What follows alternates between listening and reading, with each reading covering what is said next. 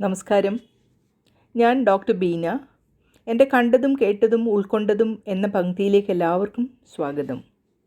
ഇന്നത്തെ എപ്പിസോഡിൽ അപകർഷതാബോധം എന്ന ചിന്ത എങ്ങനെ നമുക്ക് മാറ്റിയെടുക്കാം എന്ന് ചിന്തിക്കാം. അപകർഷതാബോധം അഥവാ ഇൻഫീരിയോറിറ്റി കോംപ്ലക്സ് അത്യന്തം മാരകമായ ഒരു മാനസികാവസ്ഥയാണ്. കാരണം ഇത് വ്യക്തിയുടെ ആത്മവിശ്വാസം, സാമൂഹിക ജീവിതം തുടങ്ങി ശാരീരിക ആരോഗ്യം വരെ ബാധിച്ചേക്കാം. ചുരുക്കത്തിൽ പറഞ്ഞാൽ, ഒരാൾക്ക് താനൊരു സമർത്ഥനായ വ്യക്തിയല്ല, താൻ മറ്റുള്ളവരെക്കാൾ വളരെ താഴെയാണ് എന്ന നിലപാടുള്ള ഏകദൂഷിതമായൊരു വിശ്വാസം ആണ് അപകർഷതാബോധം. താൻ മറ്റുള്ളവരുടെ മുന്നിൽ നിൽക്കാൻ യോഗ്യനല്ല എന്ന് സ്വയം വിശ്വസിക്കുന്നു. അതുകൊണ്ട് മറ്റുള്ളവരുടെ മുന്നിൽ വരാതെ ഒഴിഞ്ഞുമാറി സ്വയം അന്തർമുഖനായിത്തീരുന്നു. അങ്ങനെയുള്ള ആളുടെ ആത്മവിശ്വാസം പാടേ നശിക്കുന്നു. സ്ഥിരമായ ആത്മനിന്ദ, ഞാനതിനർഹനല്ല, ഞാനിങ്ങനെ ആയിപ്പോയല്ലോ തുടങ്ങിയ ചിന്തകൾ അവരിൽ ഉയരുന്നു. അവർക്ക് ആരോഗ്യ പ്രശ്നങ്ങൾ, മാനസിക സമ്മർദ്ദം, ഡിപ്രഷൻ, ആങ്സൈറ്റി തുടങ്ങിയ പലവിധ മാനസികാരോഗ്യ പ്രശ്നങ്ങൾ ഉണ്ടാകാൻ ഇടയുണ്ട്. മറ്റുള്ളവരുമായുള്ള ബന്ധങ്ങളിൽ അവർക്ക് ബുദ്ധിമുട്ട് അനുഭവപ്പെടുന്നു.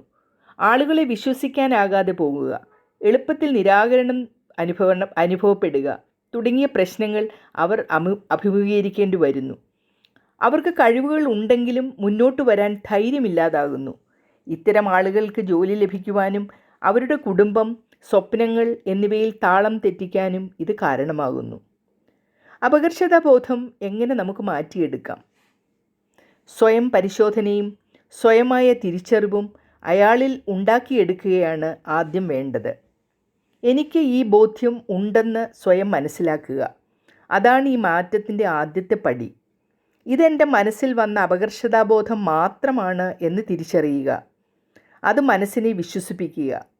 കൗൺസിലിംഗ്, തെറാപ്പി പോലുള്ള മാനസികാരോഗ്യ സഹായങ്ങൾ എന്നിവ തേടുക.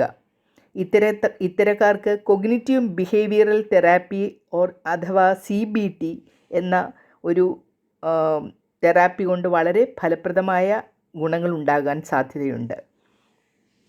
ഉറച്ച പോസിറ്റീവ് ചിന്തകളും വാക്യങ്ങളും ദിവസവും രാവിലെ മനസ്സിനെ പറഞ്ഞ് ധൈര്യപ്പെടുത്താൻ ശ്രമിക്കുക.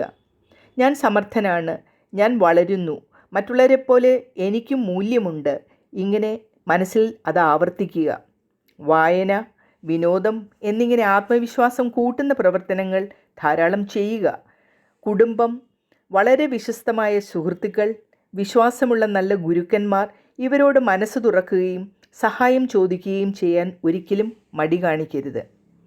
കുഞ്ഞുണ്ണി മാഷ് പറയുന്ന പോലെ, പൊക്കക്കുറവാണെൻ്റെ പൊക്കം എന്ന് സ്വയം അഭിമാനിക്കുവാനും വിശ്വസിക്കുവാനും നമ്മൾ പഠിക്കണം. ഞാൻ എൻ്റെ കാലുകൾ ഉറപ്പിച്ചാണ് ഈ ഭൂമിയിൽ നിൽക്കുന്നത്, അല്ലാതെ മറ്റുള്ളവരുടെ കാലുകൾ എനിക്ക് ആവശ്യമില്ല. എൻ്റെ ജീവിതം എൻ്റേത് മാത്രമാണ്, അതിൻ്റെ പൂർണ്ണ ഉത്തരവാദി ഞാൻ ആണ് എന്ന് സ്വയം വിശ്വസിക്കുക. അത് മനസ്സിനെ പറഞ്ഞ് മനസ്സിലാക്കിക്കുക. നിങ്ങളുടെ യാത്രയും മറ്റുള്ളവരുടെ യാത്രയും തമ്മിൽ ഒരിക്കലും തുലനം ചെയ്യരുത്.